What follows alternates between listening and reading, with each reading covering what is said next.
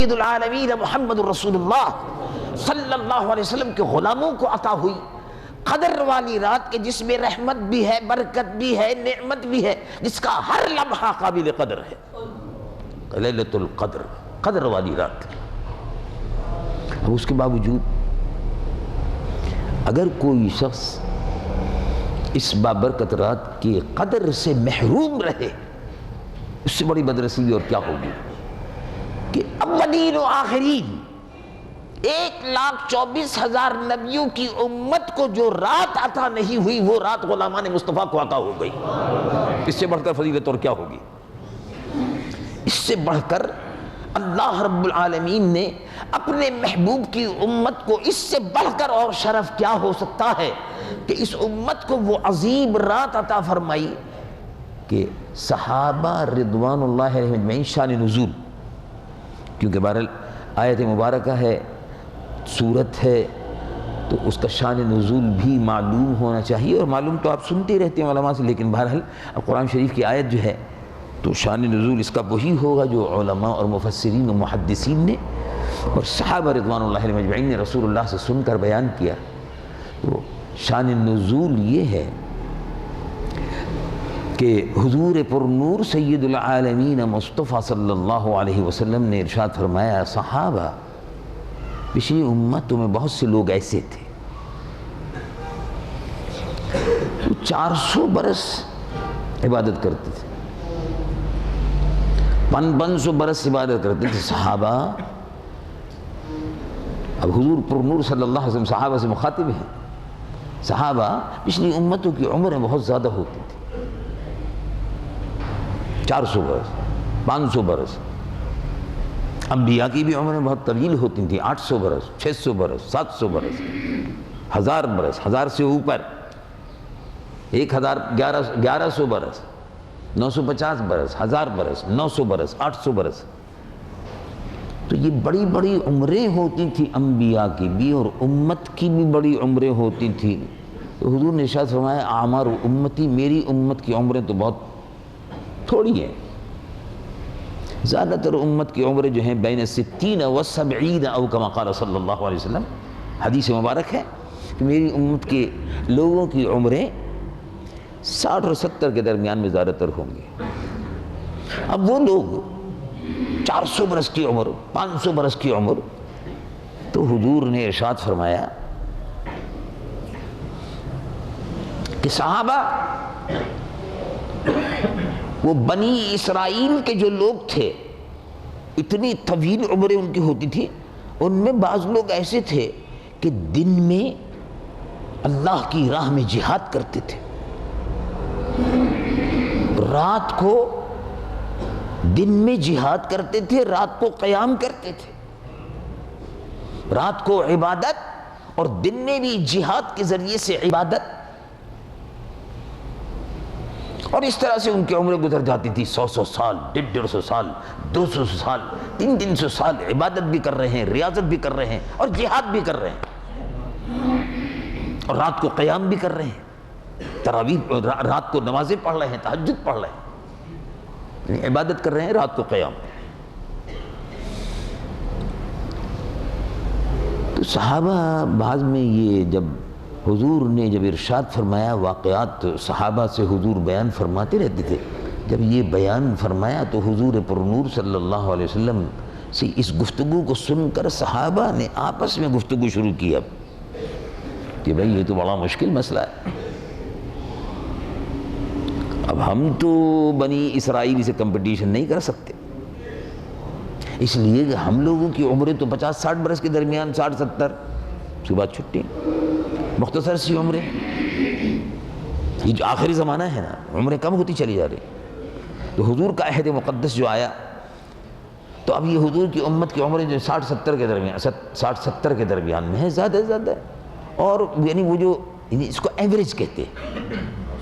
لیکن واقعی جو ہے 100 برس تو اللہ ماشاءاللہ کوئی صاحب پہنچ گئے 100 برس تک، تو اب اور اب کہاں وہ وقت آتا ہے، پرانے زمانے کے لوگ جو تھے جو اصلی گھی کھاتے رہے وہ پہنچ گئے 100 تک، باقی تو اب ہم آپ لوگوں کی جو نسل اب جو چل رہی ہے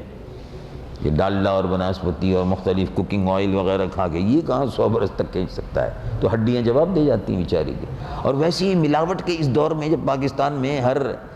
اللہ تبارک و تعالیٰ محفوظ فرمائے زیادہ تر بیپاری جو ہیں وہ ملاوٹ کرتے ہیں، ملاوٹی غذا ہوتی ہے، مرچوں میں ملاوٹ، گھی میں ملاوٹ، کھانے میں ملاوٹ، ہر چیز میں ملاوٹ۔ اب یہ پانی میں ملاوٹ، بے شمار لوگوں، بعض ایک صاحب بتا رہے تھے کہ وہ بوتلیں، مختلف قسم کی بوتلوں میں پانی آ رہا ہے، تو کسی زمانے میں یہ سوچتے تھے کہ بھئی چلو ہر چیز میں ملاوٹ تو لوگ کرتے ہیں لیکن پانی میں ملاوٹ نہیں ہوتی،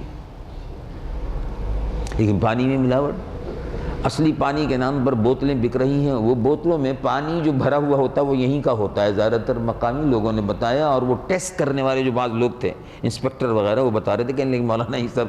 فراڈ ہے، پیسہ کماتے ہیں لوگ، باغی پلاسٹک کی بوتلوں میں پانی بند بند کر کے بھیجتے ہیں اور پیسے کماتے رہتے ہیں۔ تو جھوٹ بول کر، مکر سے اور فریب سے اور دنیا کو دھوکہ دے کر لوگ پیسے کماتے ہیں، اپنی قبروں میں کیڑے اور قبروں میں عذاب الہی کو دعوت دیتے ہیں۔ ان کو شرم نہیں آتی، چند روزہ زندگی کے لیے اور چند پیسوں کے لیے وہ بے ایمانیاں کرتے ہیں اور دھوکہ دیتے ہیں، اور نام ان کا رسول اللہ کی امت کی فہرست سے خارج ہو جاتا ہے۔ اس لیے کہ جو آدمی دھوکہ دیتا ہے، جھوٹ بولتا ہے اور دھوکہ دیتا ہے، حضور پر نور مصطفیٰ صلی اللہ علیہ وسلم نے ارشاد فرمایا کہ وہ ہماری امت میں سے نہیں ہے۔ تو چند پیسوں کی خاطر، 50-100 روپے کی خاطر، 1000-2000 روپے کی خاطر آدمی دھوکہ دیتا ہے، جھوٹ بولتا ہے، ملاوٹ کرتا ہے، اس کے لیے رسول اللہ نے فرمایا وہ ہماری امت میں سے نہیں ہے۔ من غش فلیس منا، جس نے دھوکہ دیا وہ ہماری امت میں سے نہیں ہے، بے ایمان ہماری امت میں سے نہیں ہے۔ اس لیے کہ قرآن کی بھی مخالفت کرتا ہے وہ، قرآن میں بھی اللہ نے حکم فرمایا ملاوٹ مت کرو، ناپ تول میں کمی مت کرو، وَأَوْفُوا الْكَيْلَ وَالْمِيزَانَ، ناپ تول میں بھی کمی مت کرو، ملاوٹ میں بھی چیزوں میں مت کرو۔ اللہ کے اور اس کے رسول کے حکم کی نافرمانی کرتا ہے تو ظاہر ہے مرنے کے بعد قبر کے عذاب سے کیسے بچ سکتا ہے؟ جو رسول اللہ کی امت کو دھوکہ دیتا ہے، صبح سے شام تک جھوٹ بولتا ہے، ملاوٹیں کرتا ہے، بے ایمانی کرتا ہے اور بے ایمانی کا پیسہ کماتا ہے، وہ پیسہ چھوڑ کے جاتا ہے، اولاد عیاشی کرتی ہے اور قبر میں وہ عذاب بھگتتا ہے، کتنا بڑا گھاٹے کا سودا ہے۔ بہرحال تو انہوں نے کہا کہ بھئی حضور کی امت کی عمریں تو 60-70 کے درمیان میں ہیں، اب ہماری تو عمریں 60-70 کے درمیان میں ہوں گی، تو باقی لوگ بھی تو بنی اسرائیل والوں نے تو بڑے عیش کر لیے بھئی، 400 برس کی عمر، دن میں جہاد، رات کو قیام، 400 برس کی عمر، دن میں تلاوت، جو زبور توریت اس کی تلاوت ہوتی تھی۔ بہرحال جیسے زبور ہے، جیسے ہمارے یہاں قرآن شریف ہے، ان کے یہاں زبور تھی اور توریت تھی عیسائیوں میں اور یہودیوں میں۔ تو کہا بھئی دن میں زبور کی تلاوت، رات کو زبور کی تلاوت، رات کو قیام، نماز، اور سبحان اللہ دیکھیے، اور 500 برس کی عمریں، 600 برس، ہم تو مقابلہ ہی نہیں کر سکتے، بڑا مشکل ہو گیا بھئی، کمپٹیشن ہو ہی نہیں سکتا۔ اللہ اللہ، آپس میں باتیں ہو رہی تھی، سبحان اللہ۔ دیکھیے اللہ تبارک و تعالیٰ کو اپنے محبوب کی امت کی دلداری دیکھیے، کہتے ہیں نا دلداری کا مطلب یہ ہوا کہ اپنے محبوب کی امت کے پاس خاطر، اپنے محبوب کی یعنی حضور کے امتی جو گفتگو مدینہ منورہ میں فرما رہے تھے، اللہ رب العالمین جل جلالہ عم نوالہ اس گفتگو کے نتیجے میں صحابہ کو دعا دیجئے کہ صحابہ کی برکت سے یہ گفتگو اللہ رب العالمین جل جلالہ عم نوالہ نے ارشاد فرمایا، اے محبوب صلی اللہ علیہ وسلم، رب العالمین جل جلالہ عم نوالہ ارشاد فرماتا ہے، اِنَّا أَنزَلْنَاهُ فِي لَيْلَةِ الْقَدْرِ، امت کو بشارت دیجیے اللہ تبارک و تعالیٰ کے خزانے میں کوئی کمی نہیں ہے۔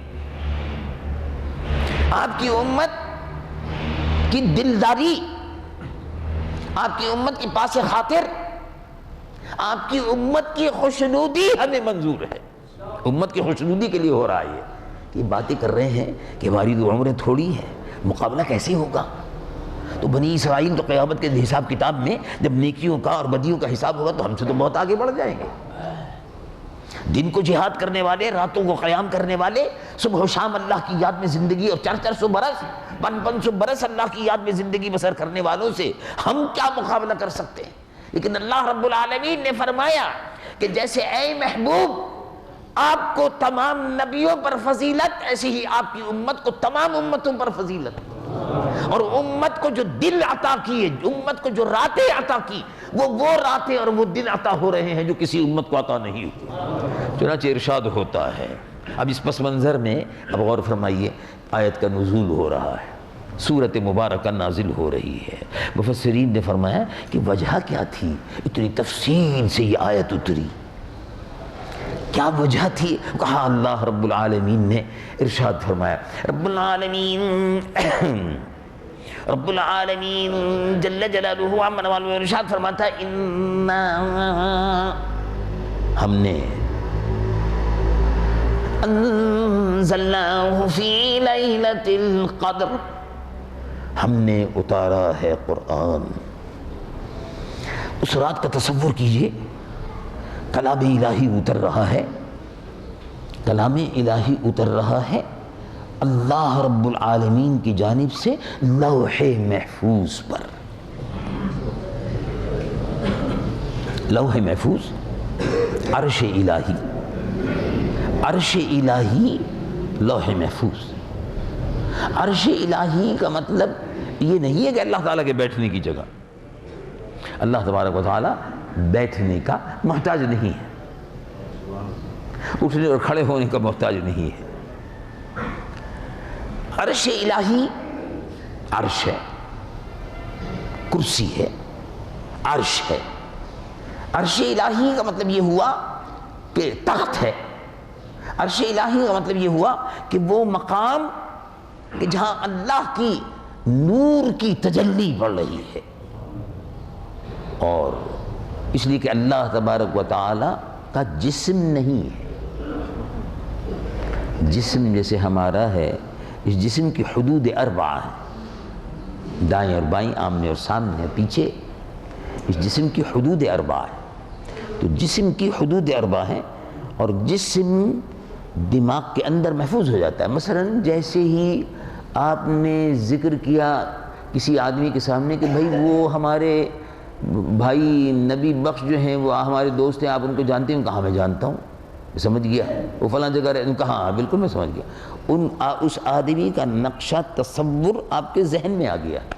نبی بخش جس کا ناک نقشہ یہ ہے، جس کا سر ایسا ہے، ہاتھ پاؤں ایسے ہیں، جسم پتلا ہے، دبلا